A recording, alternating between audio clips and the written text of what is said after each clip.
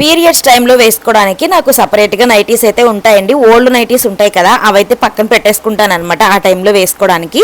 So ఇంకా nighties వేసుకొని పూజ చేయకూడదు కదా అక్క అని అన్నారు కదా, సో నైటీస్ వేసుకొని పూజ చేయకూడదండి. నేను మోస్ట్లీ చీరలో డ్రెస్లే వేసుకుంటా పూజ అప్పుడు, మీరు గమనించుంటే. కాకపోతే ఇప్పుడు ఎండాకాలం కదా, అందులోనే ఇవి కొత్త నైటీలు అనమాట, అందుకే వేసుకొని పూజ అయితే చేసుకుంటున్నాను. సో అంతేకాని ఇంకా సపరేట్గా పెట్టుకుంటాం కాబట్టి అంటు ముట్టు లేని బట్టలు, సో ఇబ్బంది ఏమీ ఉండదండి.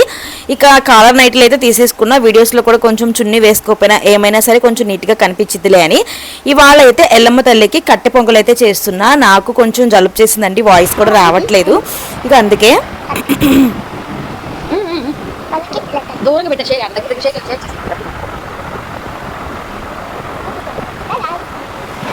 నేను వాయిస్ ఇవ్వలేకపోతున్నాను, మా వాడే వాయిస్ ఇచ్చారు చూసారా. ఇంకా నైట్కి అయితే ఇక్కడ గోరింటాకు అయితే పైన ఆంటీ వాళ్ళు ఇచ్చారు, అదైతే బాబుకి పెట్టేసా. నేను కూడా కొంచెం పెట్టుకున్నా.